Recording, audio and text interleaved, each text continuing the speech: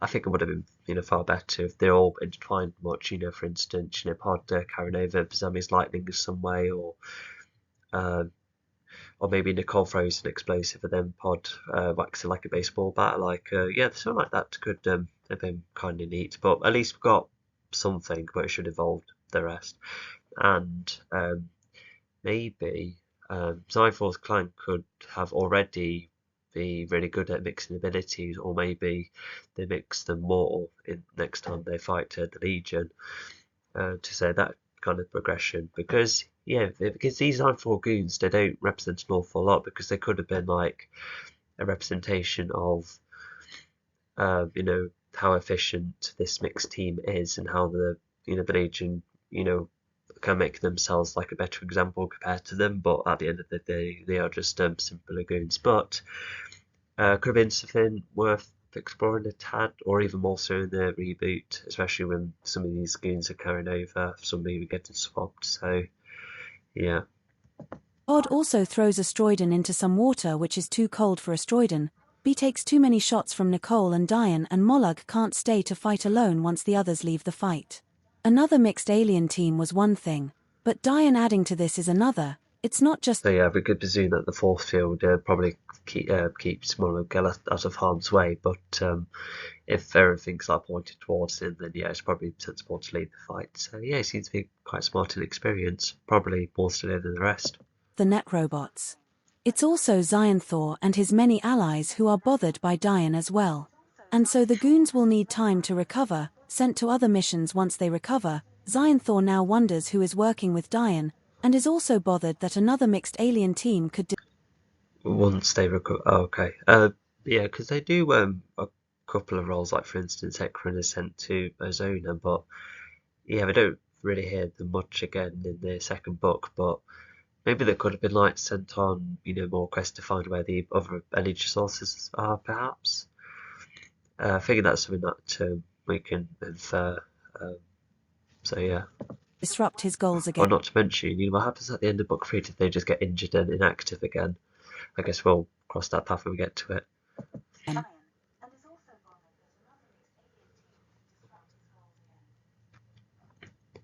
Oh yeah, because of the battle, because it was like somewhat successful, 100 years ago, because a large amount of the goal was achieved, or just a good amount at least, but because of the opposition, that definitely prevented the entire completion. So yeah, that acts as more foreshadowing as well. Anyway, let's go back to the drop battle where it's about to round up, and I quite like the shot as well. Once again the big ship's far away, and in the background the others leaving, and the Nitrobots have aiming at one another, so that's kind of neat. Tilda Chapter 11, Retreating. With Diane getting his flight back, he does thank the Legion for the time together, but other planets need his help. He will help with issues no one else will do, and so his... yeah, that does explore more of Dion's philosophy. If he has like Tilda Chapter 10, the ability Legion to at travel sea. everywhere, then An hour later, the Legion yeah, is about to enter the sea, sensible. and Zami has the awesome even atone helping to the go ending into of a the serviceman boat feature, battle, enabling giving the ship to float. serviceman an upper hand With no so that danger, the net the robots lot will retreat carry on on eating. Another Zami upper thought hand, to I would stay say. away from the others Before by they go going on the hide roof in the of the depths of vehicle, space considering again. how much he Back has to the annoyed them, serviceman, Arvin they have saw, continued even to struggle Diane, despite and so their they went up efforts. to Zami as They have Nicole attempted and other Pod methods prepared more such as food. trying to circle the Arvin net gives robots, Zami a little but push that to get circle Zami to quickly join gets and broken. help. And when And everyone even thought Diane more explains servicemen that were going Zami may down, be flawed Diane and then cause some comes to say, In a mistakes, circle, I if he can suppose make it's up almost for them. like Zami is made even cornering them better in as some Arvin way, pursues Zami again to join against the one lot. another. Zami And is looking for an audience yeah, I anyway, think I could so have why not stick with the explained more about Legion? how that And so strategy was Zami is working. But persuaded, at least and they the all old eat lunch at the Konspeki back of the essentially ship, finishes the also fight. seeing that the And progress of the I energy guess absorption machine is Orpheum not could have done far the same off, thing even again, being but able to you see never know. some of the Dion could views of have, the Arctic once they even if start he to did arrive thanks to the suffer a speed couple of of the like awesome energy-based atone. attacks, or This also got shot enabled a them couple to of see times some because he orcas in the hasn't sea. regenerated with This his does diet make yet. Pod get a glimpse of a memory of when he used to Yeah, be an probably orca does himself, and this makes the others overestimate the wonder damage. about You never him. know, the servicemen Pod could does have also apologize for been a lot disturbing more them handy all as by he reacts to grouping some all pain the in his plots head and together, like I shares the said, trace of the almost memory he cornering them. has when he used to fight And anything without morality, which there's enables Pod to trust them all a tad more. yeah, If I he guess is I could going have to stay on addressed Earth for the some quest being time, sent then again, he and must then put up with those maybe around what him. could have Even happened is that Nicole Dion could have starts to see like that been everyone inspired around them by is real people like the and not team bots working, that and she should Dion boss could have around. communicated with From the all of servicemen by this, being like, well, Diane if you do talks this, about this, and how this, we can potentially like good they scare seem, them off. So then goes on to a past time when he yeah, I think used to that be could have part of a been unified kind of team, cool to only do. for But one, yeah, but it was worth it to help the at universe, first and glance, it just unifying looks like alien Dion's come races about do again, seem to and be then one of the Orpheum and the better others will ways to probably solve like, oh, we can't problems. deal with this again. Diane stops there, Do not it the first wanting to time, not get the into second time, which is specifics.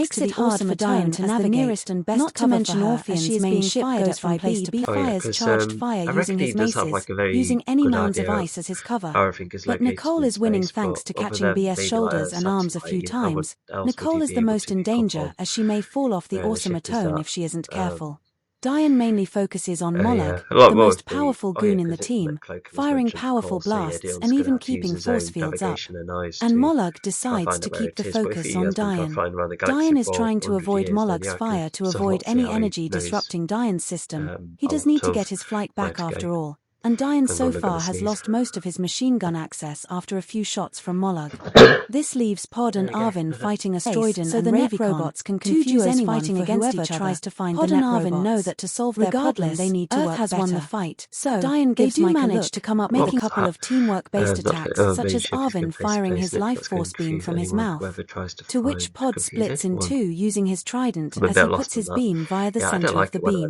This pushes back Asteroidin and Ravikon, with the latter taking it more, at a point where Ravicon gets angry and leaps towards Arvin, to which Pod counters by whacking Ravicon away using the Legion.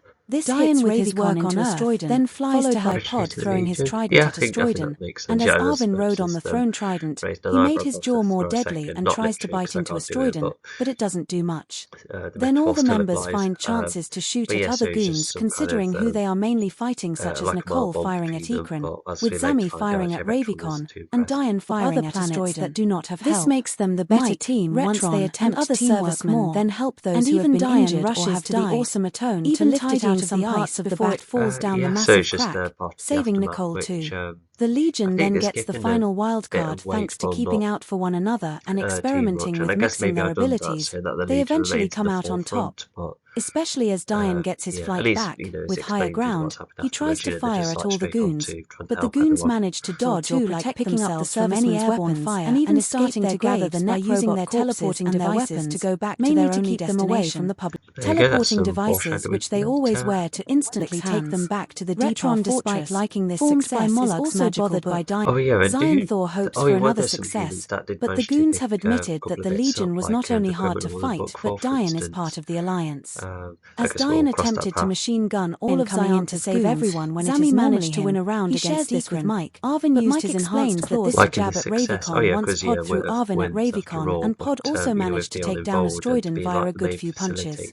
Pod also throws Asteroidon into some water which is too cold for Asteroidon. He takes too many shots from Nicole and Diane, and Moloch can't stay to fight alone once the others leave the fight. Another mixed alien team was one thing, but Diane adding to this is another. It's not just the net robots. Is what Earth needs, considering the dangers and his many allies who are bothered by Diane as well. Heavily. And so the goons will need time to take on any alien to other missions once they recover. Mike then gives Nicole a now wonders who is and working the Legion has made it back to and land. Is also bothered that another mixed alien team could disrupt his goals again. More. I think there is definitely more pros and cons later on, but yeah, I think both sides could have had, you know, what to say. You know, Mike being like, oh, you know, we definitely need to get all the help we get if we are going to get more involved with galactic bits and bobs, and Retron's like, nah, you know, this could endanger Earth more so. So, oh, actually, I think they do talk about that in book 3, so at least there is more of a debate then. But because I think the story is almost just like laying down just some of the basic foundations, but even then it could have been nice to have more of a back and forth. That shares the life force. Well, entering the forest which has the mountain which has the life force. As the Legion drives to the mountain. Oh yeah, I think it was just a bit of a joke, you know, by Mike Diggers at the Legion made it to land while the same life force, which yeah, I think the small repetition, I think it was like written in a joking way, but it doesn't look too good looking back. But it does explain, you know, where the Legion are at, so it looks like they've the Atone must be extremely quick across water if it's going from in and out of the Arctic, and I don't know, it just feels like a couple of hours. Well, actually, no, probably more so, because I reckon this story probably takes over 2 days, because I think if there was like going to be the following morning, or probably after, the morning would be where the final battle begins in this particular book. But yeah, I couldn't apply that, because otherwise it's almost like a 6 a.m. to a 6 p.m. almost. But yeah, that is a lot to happen in just one day. Like, wow, if I accidentally made that the case. Zami and Arvin finish off the energy-absorbing machine, allowing each other to get on even more. Even Pod sees a finally. Yeah, timing is vaguely okay, you know, they're going to be quick with their machinery. Better side of Zami now that Zami and Arvin are getting on. Sadly, the already I think it would take a bit more. Although if you know, Zami's not being like too rough with Arvin, etc., then at least that's like a good start. But yeah, I just feel like it would have taken more with Pod, and not to mention, you know, Pod could have watched Zami, you know, try his best during the Arctic fight, and Pod, you know, complimenting him. So that's where that would have been way more, you know, benefiting these 3 characters. awesome Atone stops working due to the cold and damage it got from earlier. But the pod bag backs the energy-absorbing machine thanks to attaching straps to the machine, and everyone starts walking to The pod, no, just pod. The pod. That sounds like a very odd nickname. The mountain. They are frustrated about this, but no dangers are. I guess those straps were just like in the drawer of the airtone somewhere. I can somewhat see that happening because like even your average car can sometimes have like rope equivalents to help out with packing and such, but uh, I don't know. It's not something that majorly needs setting up. But at the same time, it helps transport something important. So yeah, I think what I said could be inferred. Around and they are well enough to get going on foot. Zammy is scared to leave the vehicle behind, but Nicole reassures Zammy nicely. Yeah, so it just becomes a short trekking on foot, which is okay. And also, yeah, Lee's pod is the one to carry it. Yeah, he's the big guy after all. I think I could have also explained how the device works and what it actually looks like. Like it's somewhat simple, but even then, and it'll probably be the size of probably like your Wii balance board. That with the base no longer busy, they can come and collect the vehicle shortly. And yeah, I think not only is it accounted, with the vehicle getting picked up later, especially with not Nicole explains, but it's like a bit more trust is built, especially when Azami's vehicle is, it'll be fine where it is, and then later on picked up. So it sounds like a bit more progression because yeah, Sammy at first he would have been like, no, I'm not leaving my vehicle at all. Zammy has always kept his gadgets close to his grasp, and this is one time when he has to I leave. think well, they got a lot of servicemen to first aid, a lot of bits to collect, and clean up the land after a battle. That I think the servicemen probably have their hands full already, but I guess it just requires one or two crafts. Leave his magnum opus behind.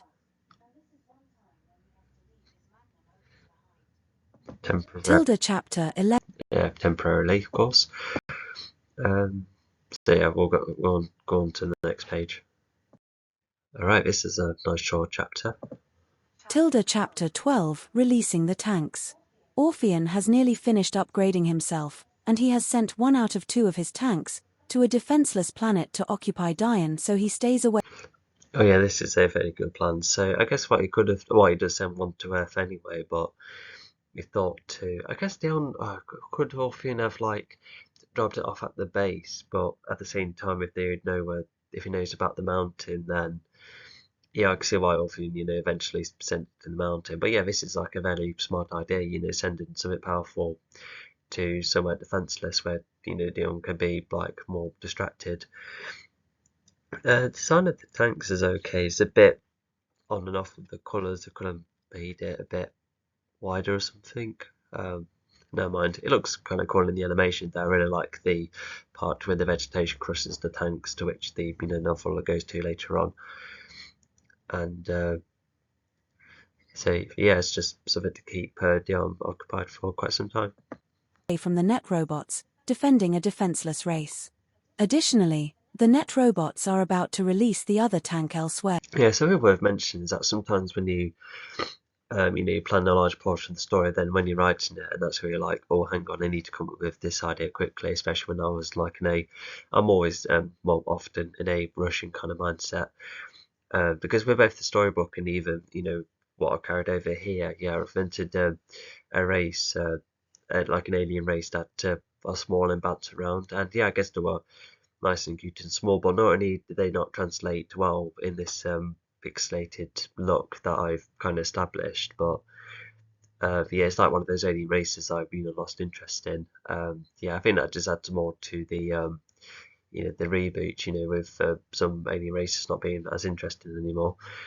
I've always had this idea of maybe the alien races I'm not as keen on, they then go into like an evolving stage of some sort, but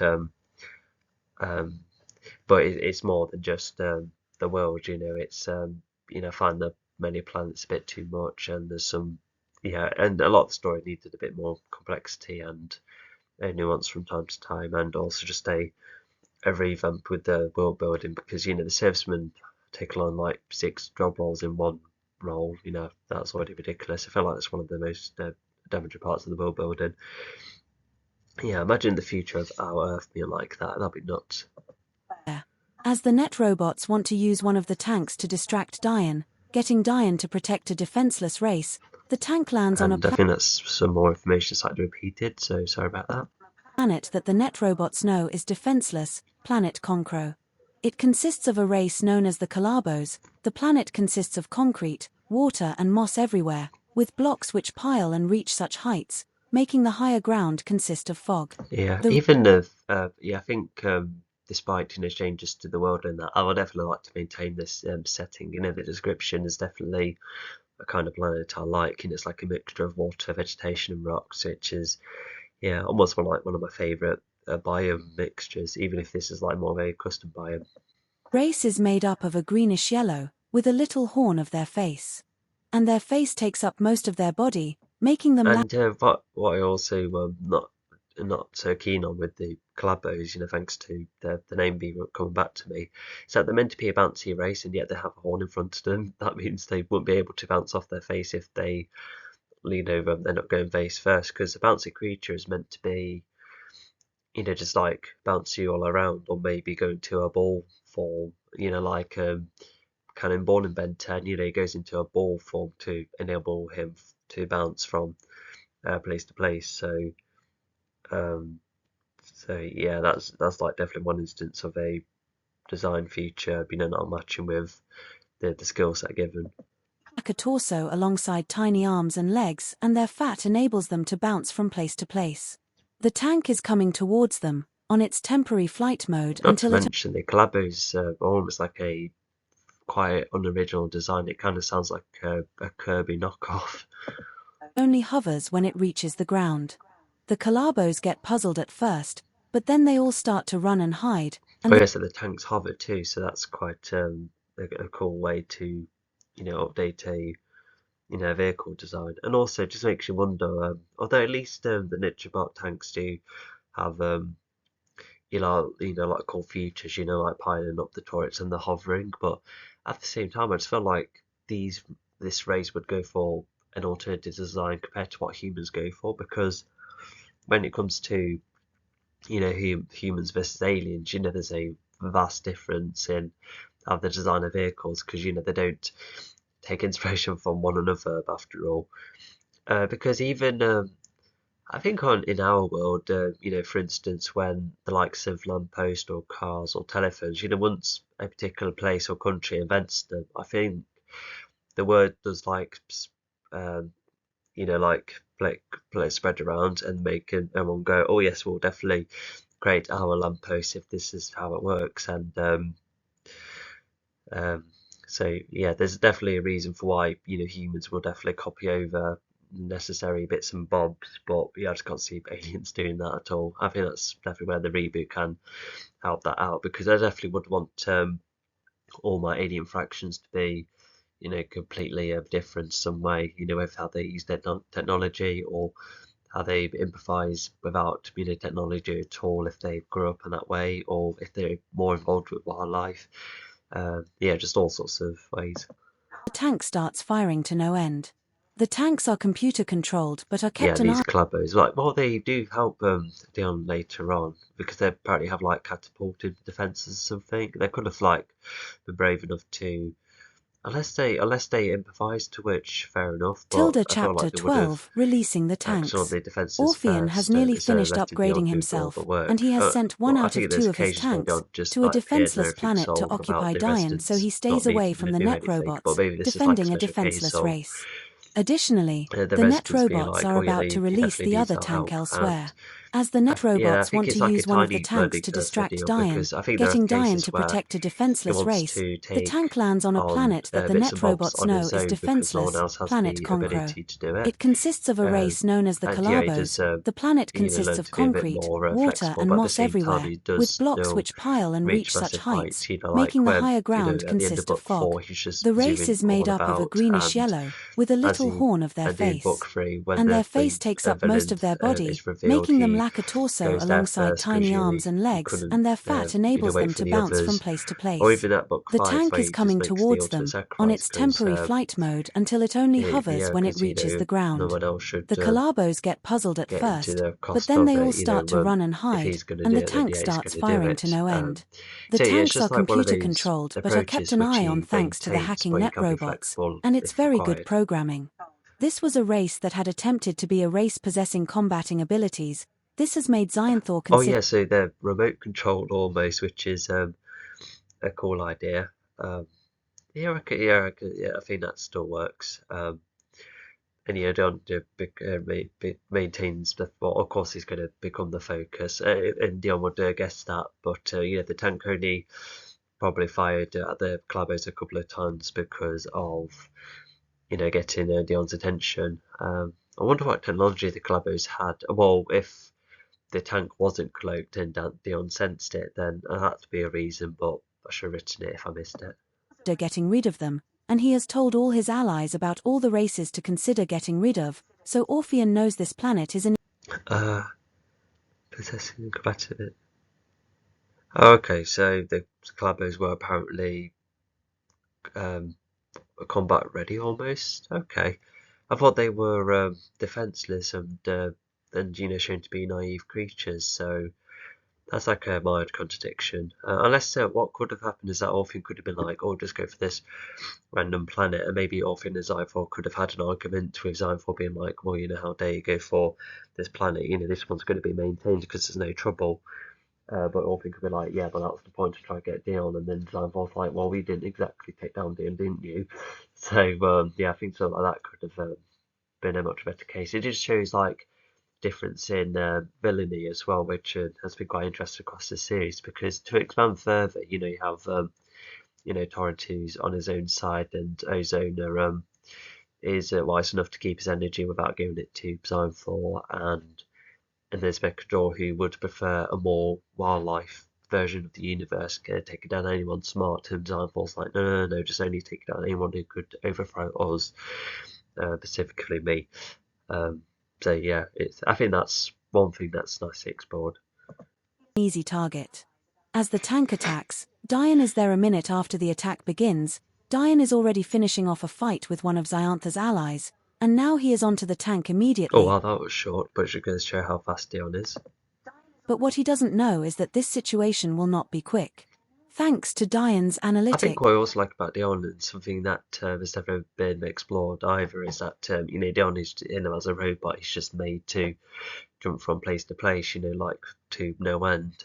I reckon that the Star Regeneration probably acts like a battery for him, but yeah, like imagine if there was like a moment of Dion having to think, or look at all of these races, they've had their day-to-day routines and that, and I never really had that. I've just been maintaining their safety, and that's all. And I think he wouldn't mind it because that's his purpose after all. That's what him and Zemion would have wanted. But yeah, because imagine if a robotic being like him, could have had moments of peace and bits of bobs like that. Because even the Legion celebrate a couple of times, and Dan is never stuck around. Well, for obvious reasons, he needs to have multiple planets after all.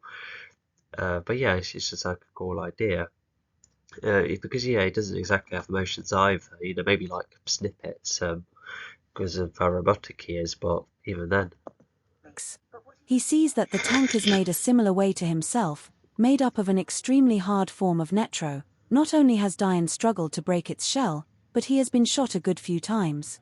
He is oh yeah, and protecting that could be like really tense because I think all of this time he's been like taking down Nitrobots as if they were like paper. But for to counter these that tank and then Orpheum, yeah, that's where he does truly get challenged. So yeah, it just goes to show that even if he is like one of the most powerful good guys, probably the most powerful, um, yeah, it's just him getting challenged. And granted, it's just like much better bits and bobs similar to himself. That's bigger and better and stronger, etc. But he's still getting challenged nonetheless. And not to mention, he's already vulnerable to any type of energy. So he does have his weaknesses. And also, in one of my old websites, which I think is still up, it might be the art website, because I don't know why I placed it in there, but there's a existing power calculation thing which has been used very commonly with Marvel and DC heroes, and I've done that with my with every race, presumably from the storybooks, and yeah, that too is actually quite interesting because you have all four elements, you know, the living ones, yeah, of course they're the most powerful, and then the top 10 involves, you know, Dion and Thor and Zemian and Orthea and Mechajor, and it's just so really, I really like things like that. It's like really cool. His flight more so than anything else, considering he can improvise Oh in yeah, many. if you're wondering how some of the power calculation works, so it depends who's most adapted to space, what's their martial arts skills like, you know, any time or reality manipulation, you know, what's their long range like. It's a bit more specific bits and bobs like that. Ways, but no flight means less speed and unable to help the next situation. From the shots he had received, Oh yeah, because whilst he was somehow like able to recover, you know, despite getting shot once back on Earth, you know, at least he can still fly up later on. But if he gets severely damaged, then he's probably stuck, because I'm not sure if the Collabos can fly up to space, to which that should have been accounted for, even if it could have been inferred. But if there's no sign of technology on this planet, then yeah, once again, I think that's where the inference can come about. But yeah, you don't want too much inference though. he is running out of machine guns, and he can shoot fewer missiles. He also sees that the Legion is about to be attacked by a tank of their own, and he cannot do anything about it, not when he is the And if these missiles come from his back, does that mean getting hit in the back means less missiles? To which I can see that happening. It just shows weaknesses getting in the way. only one on the planet who can sort out the situation, or he may have thought. Oh, okay, so that already adds a bit of tension. Although, did oh yeah, because if sorry if I've forgotten already, but yeah, Orpheum was saving one of the tanks for Earth. Did he say where it was going to send it, like more specifically? That I don't remember, but you know, we later find out that well, now it's confirmed that the tank's going to go to where the Legion is at, and because you know Dion would have to lead them to it, because you know that he can't lead the Collabos or the planet to it. You know, he needs to take it down, and you know the tank could just fly off anywhere as well if it's left alone. So yeah, he must you know, sort it out, and he's probably wishing he could like help the Legion, but he must stick to what only he can do. Tilda Chapter 12, Releasing the Tanks. Orpheum Yeah, has just like I said. nearly finished upgrading himself. Um, okay, yeah, so that's foreshadowing with the Collabos helping out later on. So yeah, let's go on to the next page. Yeah, for a second I thought this was from the storybook, but it isn't. Funny enough, in the not storybook, sorry, in the animation, because funny enough, like this tank comes by the Legion, try and run away, and then they end up in the forest, which is, you know, what happens in the novel. Although it looks like that isn't the case here, it's just like showing the mountain and then the tank, so a bit contradictory considering what happens later on, but oh well, I guess it just shows like an abstract version, especially with the what's the energy devices withholding. Yeah, it helps with their tank. Um, so yeah, also I just like Sammy's leg looks partially broken, but you know, they're pixelated, they're fine. Tilda Chapter 13, Collecting the Life Force. After a great number of steps, hidden behind the trees, the Legion has found the mountain, nicely shutting down the defenses. Yeah, I don't know about the others, but I don't imagine, you know, I could have written about how Sammy's like not very fit and he hasn't walked about much, and therefore he like keeps collapsing, being like, oh, are we there yet? Yeah, I probably could have written that in, and then you know, as we know later on, you know, Sam becomes, you know, far more adaptable as he goes out and about more. Temporarily thanks to Mike giving the Legion access across the lands. With the defenses down, Wait, the Legion what was that? starts going. The Legion has found the mountain, nicely shutting down the defenses temporarily thanks to Mike giving the Legion. Nicely shutting down. Probably should be like turning off or something, but you get the idea. Yeah, Mike is you know, helps them shut down the defenses. Although I feel like the defenses should have been like brought back up, you know, to help against the tank. Does that become the case unless the defenses end up just staying down? Um, yeah, and maybe if this is like high tech, then the turrets could have just been like, oh, you know, just aim for the tank. I guess that could have been accounted for, and then the tank just completely obliterates the lot. But you know, the mountain is ready to defend anything at the minute. Well, not until later on anyway. Did the defences get replenished? I'm not sure actually. Should have accounted for that. Access across the lands. With the defenses down, the Legion start. Oh yeah, just imagine any residents being like, "Oh, cool mountain, let's climb it," and the defences are like, "No," and then they all just back off. But yeah, it could be for any reason if even if it is like classified to the public. Starts going into the secret entrance of the mountain. When they enter the mountain, they pass the defenses, move a rock of a secret exit into the mountain, and down a. It sounds like tomb stuff. And I've started to get like even if defences are in and that, and you do need to place a form of energy in a more barren area, but like a secret entrance in the mountain, like how on earth did they do that? Did they just like chop a piece of a rock and they're like, "Oh, we can move that in and out"? And Pod has the excuse of having super strength. How's like a load of surfacemen going to move that? Maybe like a crane or something, but once again, it's just having the defences down. And the defences must be maintained in some way, just in case the servicemen are all around it, and then if there's going to be some hooligans about, maybe like threatening ones. But I guess we'll see. Slope, going from a rocky cove into a land of greenery and lights. Oh, a slope. Yeah, I think they do have like a small slide, which probably sounds fun, but yeah, that's not why the excitement comes in. It's when they try and get out of the mountain, and then the tank coming in. And yeah, by the way, to get to the energy, and then the tank doing its bits and bobs. Yeah, it is once again success coming out of cost. It is full of sentinel plants and animal spirits. I think more so the cost is where Arvin gets nicked, but you'll see that later on, and you get the idea. All slow and friendly. Pod knows that the life. Oh yeah, sentimental plants. Yeah, that's not something that happens much because when we get to the Titans, they move the plants, and whilst there could be like an idea of Titans still communicating and obeying the vegetation. Yeah, I think sentimental plants could have been explored more so because imagine if they like the plants on their own, like try and fight against Nightfall, for instance, but these plants are only existing because of what the life force is doing all around it. With the even like hint of evolving, for instance, could have made vegetation more intelligent. So yeah.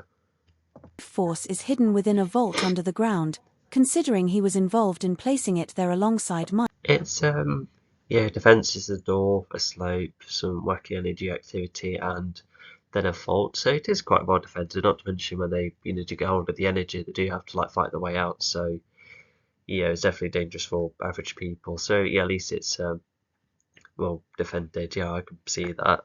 Mike and some servicemen. But as the Legion tries and breach the ground. What knows?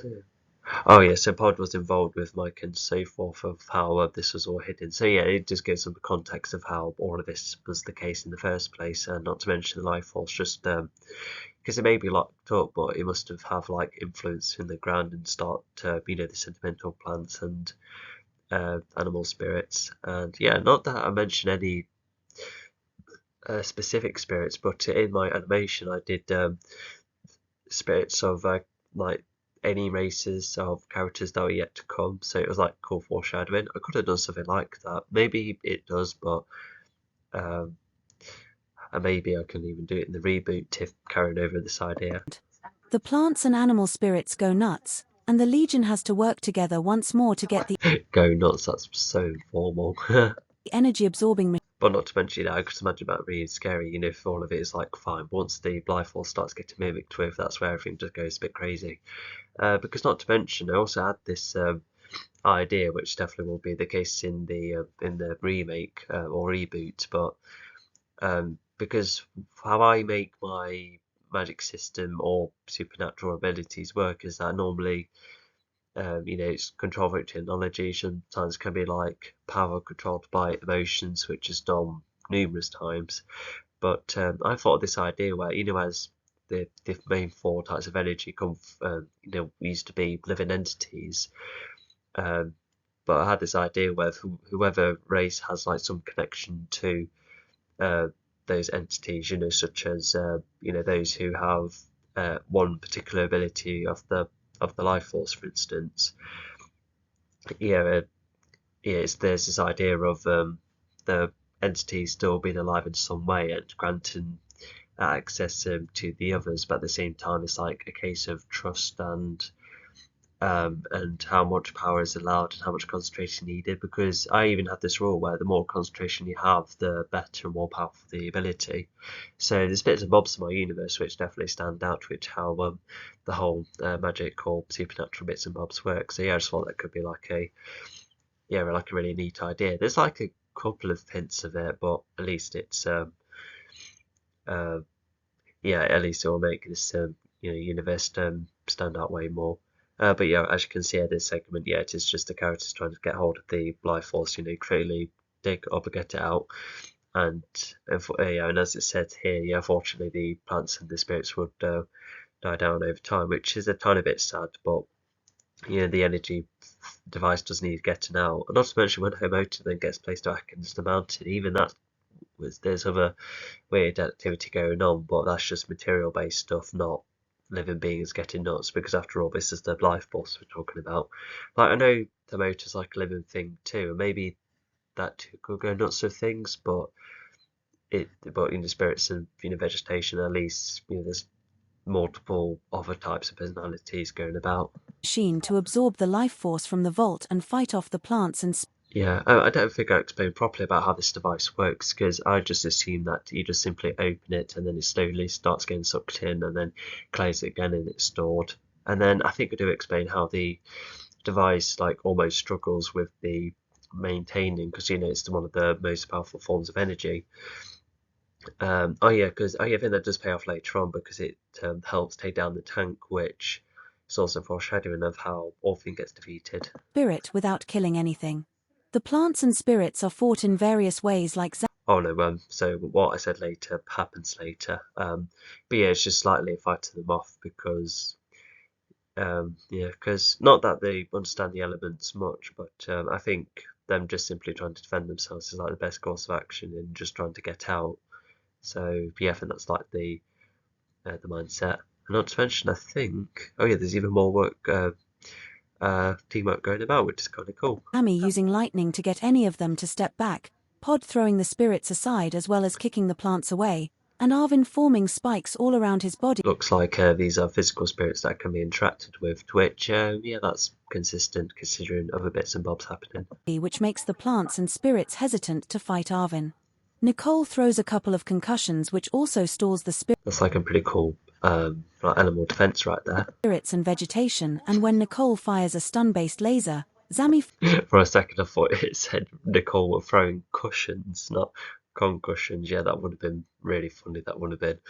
But obviously that's not the case. fires lightning towards Nicole's beam, turning it into multiple stun beams going everywhere, stunning a lot of plants and spirits. Oh yeah, that was an idea in one of the storybook pages, which I've carried over here, which is it's like a cool idea for teamwork. And I think the lasers and the lightning would be an alternative type of force, because if lightning is like multi-purpose, then yeah, if anything, it would just make the lightning more direct. So yeah, I can see how putting them both together can have its uses, but it just requires both abilities. Which impresses Nicole too. Even some of these plants and spirits Pod has seen before, trying to remember if he remembers fighting any of these before, or if any of them are new to him, and some of these creatures. Oh, okay, so that's like some foreshadowing. Oh yeah, it is. Oh, that's kind of cool. Yeah, nothing's exactly labelled, but at least when you like read it all again, you can like, oh, okay, maybe they did encounter a Haywan or a Titaran or even otters, because they come back later on, but not in this story in particular, not the main mythology. They may see in the future. The Legion finally has the life force despite it being a struggle to maintain the energy. They escape the mountain on foot as quickly as possible. Yeah, so yeah, that's what I explained as well. First possible. All of this I just explained. So yeah, it's nice that it's accounted. While absorbing or countering any more attacks. Sadly making the plants. Also, this slope, it must not be a deep slope. If I did have like a sliding down idea, but maybe, how would they get out? Maybe I should have written like how they use like vegetation as like side ropes to get out of. Yeah, I think that should have been something better to account for. Sorry, dust. And animal spirits start to fade away. Now the life force is no longer placed within the mountain.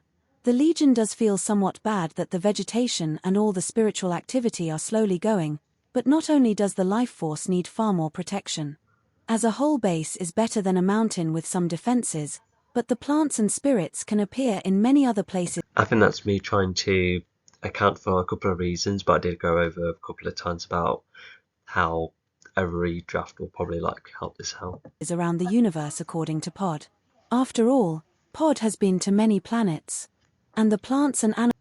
Oh yeah, I think that also foreshadows later on, especially with how the Nitrobots found the trace of, that energy, despite the main source of that energy coming here. So yeah, that's where not only does Pod, he's almost nearly, well, he just knows a lot about the universe that he's travelled around in. Yeah, it's definitely bits and bobs of that. Yeah, with the races he recognises, and yeah, the energy, being out and about all over. So yeah, that too is quite interesting. Yeah, because sometimes when in fiction, when it's just an energy source, it's just there. But if it's there and there's quantities like little snippets that exist elsewhere, yeah, it just makes it more stand out. Animal spirits were there as decoration as the life force tried to break free of its containment. The Legion is out of the mountain and contacts for a ride back to the. Oh, I see. Oh, yeah, so yeah, it's just going back to the mountain. So yeah, because if this is like the main force of an entity that used to be in a living body, then yes, almost doesn't like being contained. I think I know I don't account for this in the final book, but they must contain it reasonable where it's not like totally hidden or locked up, but it's it doesn't get located either, because all of them are kept separate from the universe's safety. And yes, once the war unite, they will never unite again, because yeah, book 5 is where the stakes are at the highest. So yeah, not going to find another Zine4 equivalent putting all the elements together, because yeah, that's just ridiculous. It will just undo all the Legion's hard work. Base, even picking up the awesome Atone. Sadly, when the Legion thought they saw a serviceman craft, it turned out to be a tank. It has temporary flight. They would have been like, "Oh, if you set one already," and Mike's like, "No, I haven't. You lot have just gone out," and then. So the tank comes about. Yeah, I could just imagine that being slightly funny. Enough to get the tank to the planet until it starts hovering on the ground. A serviceman craft mainly looks like the awesome Atone, except. Oh yeah, I think the flight is very temporary. Yeah, just enough energy to fly through, because it must be extremely heavy as well. So that's the idea going forward, which explains why it's just a hovering vehicle and not something that flies about all the time. It might as well have been a helicopter or something. It was a greyish green, with 2 small wings on either side, and it had 4 small landing parts below. The Legion knew they were in trouble. Chapter 13, Collecting the Life Force. After a great number of steps, hidden behind the trees. Oh, that's quite an interesting detail. But yeah, because obviously, no one on Earth, including Mike, etc., they would have no idea what, about this tank. But you just start knowing the colours of the metal. That is a cool thing to pick up upon. So it's almost like preparing themselves before they even get fired at. Because if they were a bit more stupid, they would have been like, "Oh, a tank," and then when they start getting fired at, they're like, "Well, better run." Well, obviously, no, they're a step further. The Legion has found the mountain, nicely shutting down the defences temporarily. Oh yeah, because the Legion did see the fighter ships and what Nitrobots look like. Granted, they haven't seen the Nitromancer yet, but even that too would be still similar in the colours, etc. Yeah, greyish greens. Yeah, so pretty cool mixture. Thanks to Mike giving the Legion access across the lands. With the defences down, the Legion starts going into the secret entrance of the mountain. When they enter the mountain, they pass the I feel like some of this has been explained, but if it is just explaining what the abilities are doing, what the tank is currently doing, then yeah, fair enough. But also, yeah, they're zigzagging through trees, so yeah, I think that's one of the best maneuvers you can do, because this is going to be an extremely tricky fight, probably one of the hardest. Fences move a rock of a secret exit into the mountain and down a slope, going from a rocky cove into a land of greenery and lights. It is full of sentinel plants and animal spirits, all slow and friendly. Pod knows that the life force is hidden within a vault under the ground. Oh yeah, no, that is a smart thing. Let's try and turn it. Oh, do you mean like flip it on its head? Well, good luck with that if that's what I was trying to imply. And I think, did Dion explain how he's sensitive to energy? I hope I did explain that because that would make more sense why the Legion could be like, oh, let's try doing energy bits and bobs towards it, but there's a limited amount of energy which they have, and because I think the tank could be thicker, therefore it gets less affected by technology compared to, Dion. He may have like many exoskeletons, but at least all of that high tech is all around him. It doesn't have like as many layers compared to the tank, hence why the tank's pretty hard to um pretty hard to affect energy towards. But yeah, it's Kinsman 360 as well, that's handy. Considering he was involved in placing it there alongside Mike and some servicemen. But as the Legion tries and breach the ground, the plants and animal spirits go nuts. Oh yeah, that I just explained, yeah. For a second I thought Zambi was doing like a 360, like a Call of Duty meme thing, but no, it's a tank's going 360 whilst Zambi's trying to get behind it. I think that's what I was trying to explain. And the Legion has to work together once more to get the energy-absorbing machine to absorb the life force from the vault and fight off the plants and spirit without killing anything. The plants and spirits are fought in various ways, like Zami using lightning to get any of them to step back. Oh yeah, that's where the Super Mario Brothers on DS inspiration comes about again. Yeah, gosh, this sounds tricky. I'm surprised no one is, gone. Pod throwing the spirits aside as well as kicking the plants away, and Arvin forming spikes all around his body, which makes the plants and spirits hesitant to fight Arvin. Nicole throws a couple of concussions, which also stalls the spirits.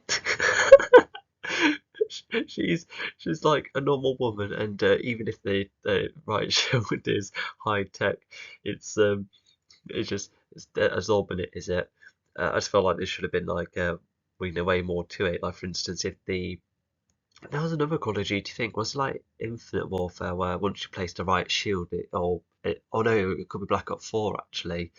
Yeah, it has a type of shield which you can place, and then it forms like more of a barrier. Like if I did something like that, then it probably would have made a bit more sense. But like even if for instance, Captain America's shield, may be powerful, but at least the person himself, he still would get fired back, even if the energy is like mostly taken up by the shield. So Nicole should have been flying back, because it's only like, yes, there's a high tech riot shield, but I can imagine vibranium probably being more almost like more effective, even if it is like just metal. But I don't know, a debate could be made. It would just have to compare, but not to mention Captain America's shield has been through all sorts of the comics, hasn't it? I wonder what else it can withstand. Mjolnir is probably one of its greatest withstanding, and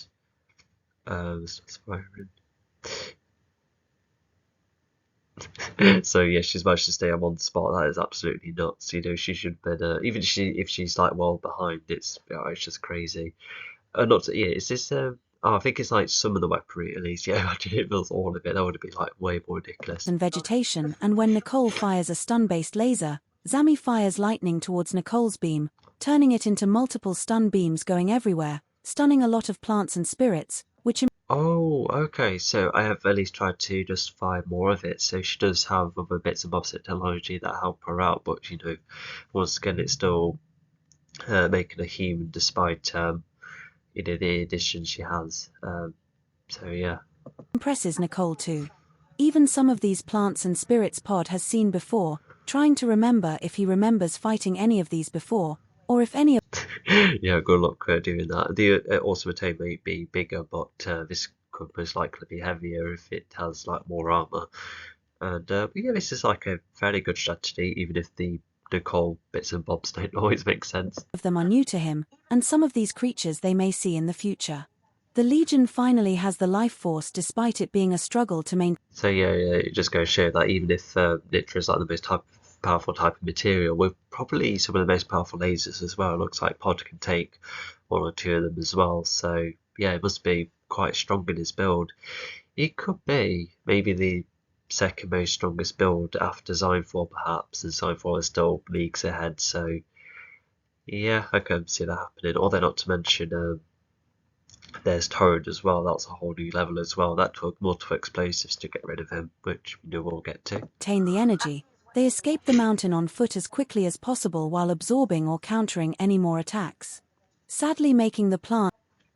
Oh, okay, well, it's a tad convenient that happened. Oh yeah, why didn't, well, actually, if they, whilst it should have been accounted for, I think the reason the energy device wasn't used first is uh, because for instance, if you like try and use it, the tank could fire at it, and then the energy would just explode, and the consequences are massive. Which book 3 explains, but there should have been lines and justifications to explain it. But it just looks like a lucky landing just helped solve their problem, and yeah, at least it's like because what happens to the tank is like a rather cool moment, but that's still probably the biggest coincidence, even if it's like a very fairly good setup. But once again, if I like wrote bits and bobs like, oh no, don't use the device, and maybe it probably try and hide it, because if the tank fires at it, it could like explode, etc. So I should have written something to account for it. I've thought, I just can't believe I've managed to become like a lot smarter as I grow older. With the story bits and bobs, like, because after writing this novel, I've tried to write other things, but yeah, I think it's just working on my own critical thinking that's helped all sorts. And yeah, how did why did like the published company, maybe they were like, we definitely could suggest some improvements, and I should have just read it and thought, oh, it's still exciting, but all of these problems and bits and bobs definitely needed to be accounted for. And I think I would have done like another couple of rereads to be like, oh yes, let's definitely improve this and expand on this and explore this, make it like more chunky and more exciting and more detailed. I can see that happening, but obviously we don't live in that timeline, because yeah, there's going to be a load of experimental animations that hopefully take me somewhere, and hopefully should be a lot of fun for people. Yeah, because it's weird, because there is like a community that likes novels, but um, yeah, maybe my early steps weren't like too engaging for a lot of people at first. It could be anything. So anyway, let's get going. Plants and animal spirits start to fade away now the life force is no longer placed within the mountain. The Legion does feel somewhat bad. Oh yeah, that reminds me. Yeah, I feel like some of the vegetation should have like got hold of the Legion as well, because it's not like the energy would recognise who's good or bad. So it looks like the motion to get out of the area like well enough, but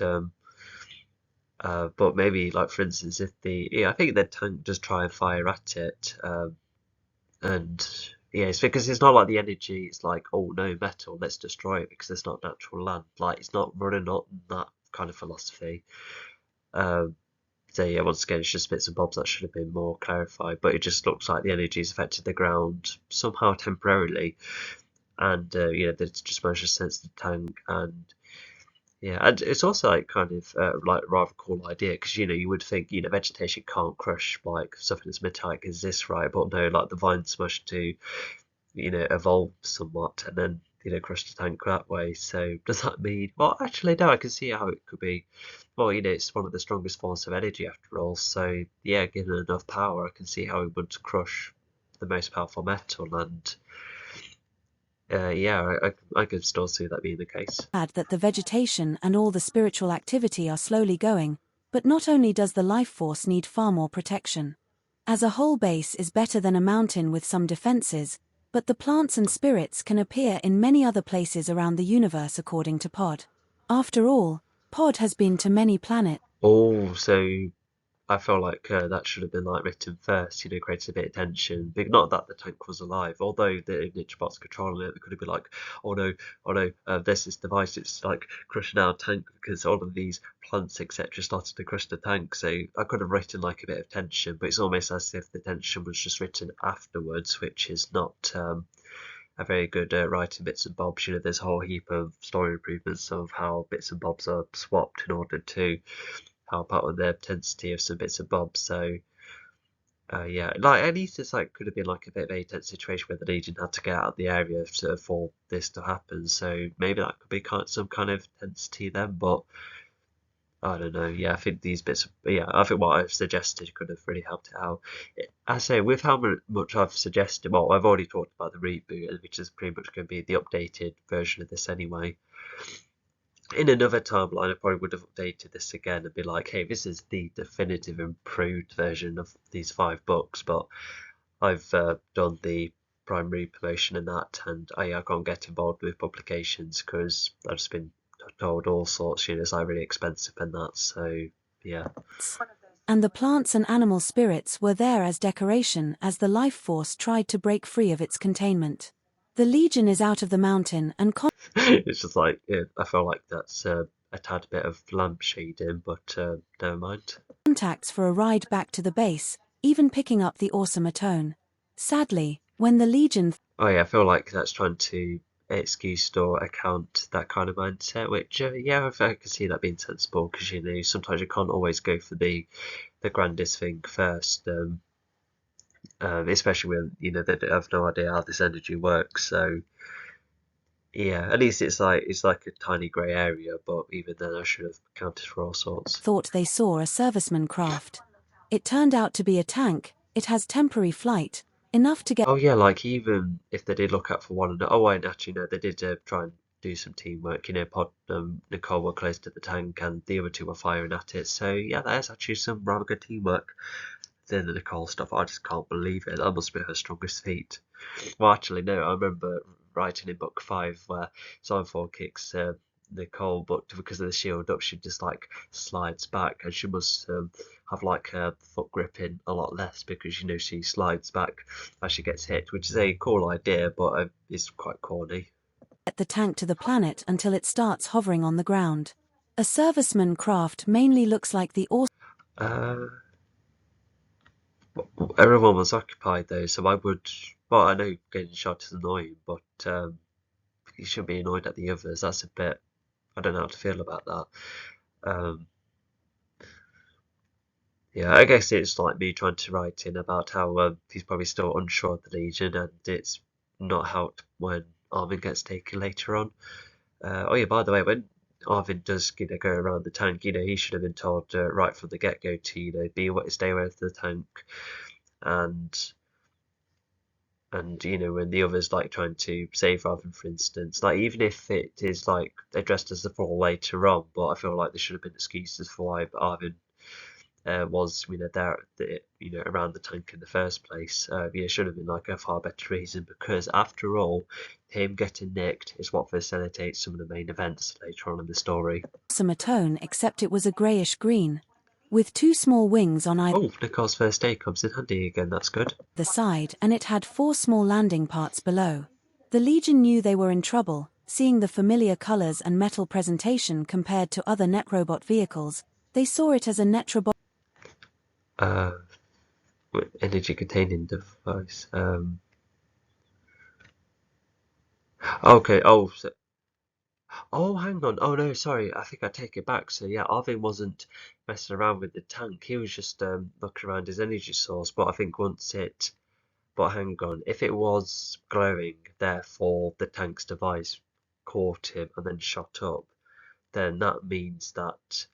Hang on. That means that the device should have been actually maybe the what the tank fires at. It should have collected pod and the device, and then they shoot up. And oh my gosh, the events would be drastically different if Orphan has both pod and the energy source sooner.